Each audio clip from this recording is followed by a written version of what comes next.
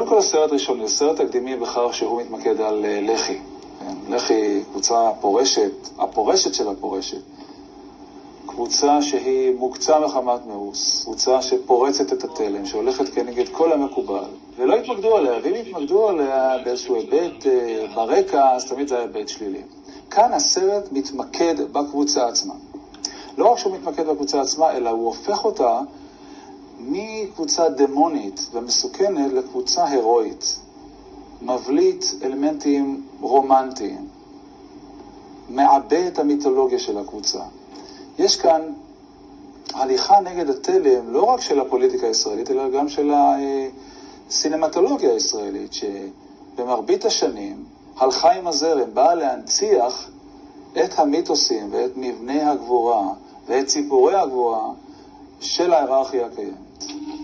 הוא בעצם מייצג בתוכו את הטלטלה שהחברה הישראלית עוברת עם האנשים שנשארים בארץ כי אוהבים את הארץ, עם האנשים שנשארים בארץ כי אין להם לאן ללכת, ועם האנשים העשירים, האליטה, שיש לה לאן ללכת, ואומרת אנחנו נעזוב, או לתמיד או עד יעבור זעם.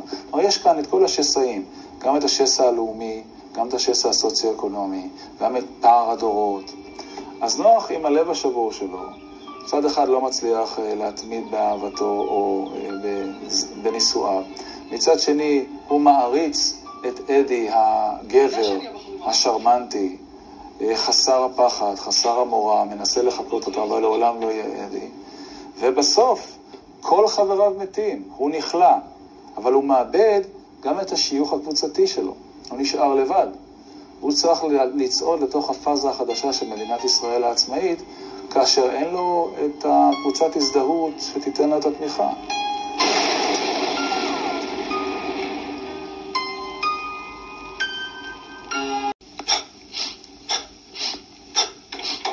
אדי הקצב הוא אולטימטום של גיבור. האיש שבא זה קלינט איסטווד. האיש בלי השם, יש לו שם, אבל אין לו כמעט אלמנטים אישיים, וגם כאשר מנסים להגיע אליו, אז הוא חוסם את עצמו. זה האב טיפוס של המחסל המקצועי, אבל עם המטרה. ואתה לא יכול שלא להזדהות איתו, הוא יפה, הוא חסון, הוא עושה את מה שצריך, כולם מתאהבים בו, ובסוף הוא גם מת למען המטרה במוות הירואי, מוות שהוא מוות פומפוזי, מיתולוגי, יווני ממש על הגדר שם בסוף. זה דבר שלא נעשה עד עכשיו. לקחת מוקצה מחמת מאוס, להביא אותו למרכז הקונצנזוס ולהאדיר אותו. זה צריך אומץ. בשנים האלה החברה הישראלית עברה המון טלטלות. לבנון, 82, אחרי זה פרשת השב"כ ובית המשפט העליון, והאמון של המשטרה והאמון של כוחות הביטחון. לאחר מכן הייתה ממשלת האחדות וחוסר אמון של המערכת הפוליטית והתרגיל המסריח. עברנו עשור מאוד מאוד בעייתי מבחינת הפיגומים שהחזיקו את החברה הישראלית יחד.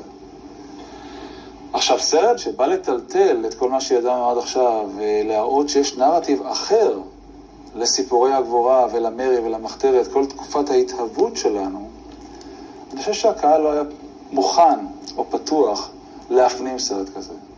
אני מאוד שמח שהסרט הזה יוצא היום, כי לפי דעתי הוא אוצר, עד עכשיו אוצר אבוד, ועכשיו שולים אותו. מכיוון כמו שאמרתי קודם, אני לא חושב שזה סרט היסטורי.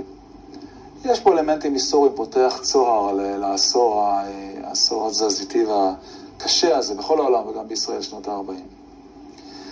אבל יש לו חיבור לישראל של ימינו. זה סרט על אלימות. זה סרט על חוסר סובלנות.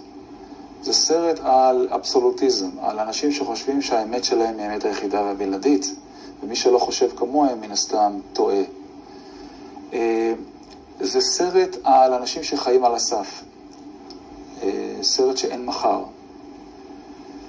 וכל הדברים הללו, לצערי כישראלי, קיימים בחברה הישראלית גם היום. וטוב ששואלים את הסרט הזה בעיתוי הזה, כי זה יביא אותו לתודעה, וקהל חדש של אנשים יראה אותו, ויראה לאן אלימות פוליטית ללא פשרות יכולה להוליך.